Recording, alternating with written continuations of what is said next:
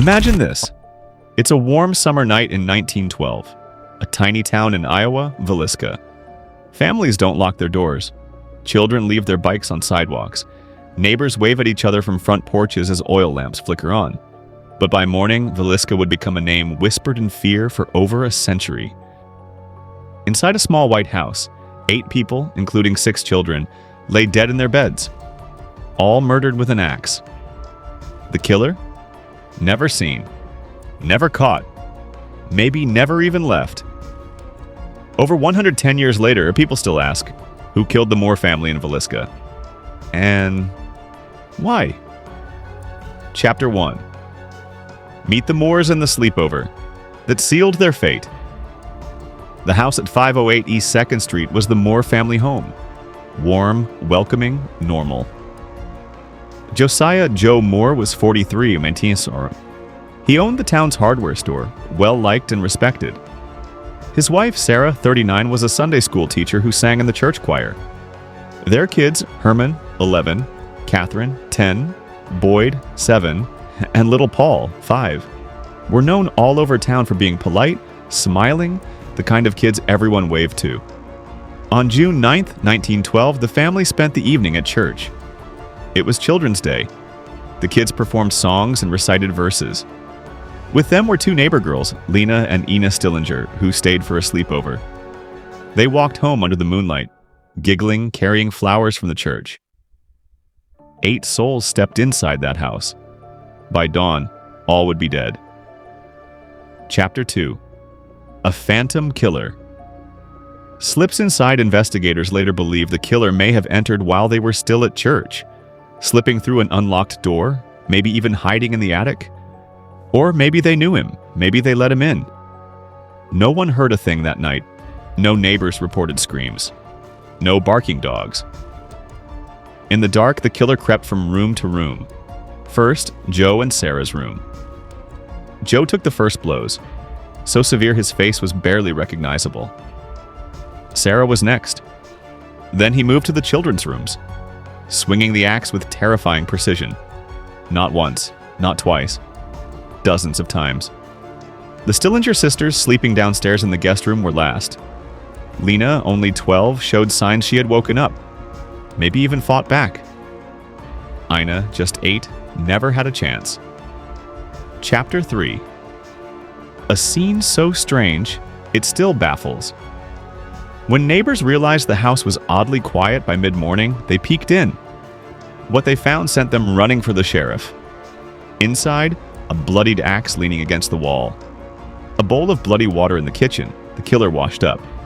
Mirrors and glass covered with cloths, every reflective surface hidden. In Joe and Sarah's room, a slab of bacon wrapped in cloth was found on the floor. Why?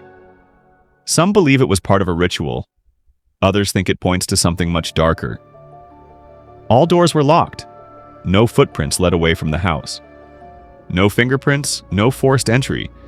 It was as if the killer had vanished into thin air. But who would do this? And why? Chapter 4. Suspects. More questions than answers. Over the next months, Villisca would never sleep the same again. Reverend George Kelly, a traveling preacher with a reputation for strange behavior, obsessed with the church event the Moores attended. He left Villisca by train that morning. He confessed under intense interrogation, then recanted. No physical evidence, no conviction. Frank F. Jones, Joe Moore's former employer, a powerful state senator. Rumor said Joe had an affair with Jones's daughter-in-law. Was this revenge? A hired killing? But if it was revenge, why slaughter the children too? The axeman on the rails. Some historians believe Villisca was only part of a string of unsolved axe murders in the Midwest. Entire families slaughtered at night, houses locked from the inside, all near train tracks. Could it have been a serial killer slipping in and out of towns by rail? Chapter 5. A town locked in fear. After the murders, Villisca was never the same again. The town that once bragged about unlocked doors and safe streets turned into a place where everyone suspected everyone. Neighbors who never thought twice about leaving keys on the porch now nailed their doors shut every night. Men sat by windows, shotguns propped on their knees, flinching at every creak of the floorboards. Some even rigged homemade traps on doors and windows, hoping to catch the phantom if he ever came back. Children weren't allowed to play outside alone anymore.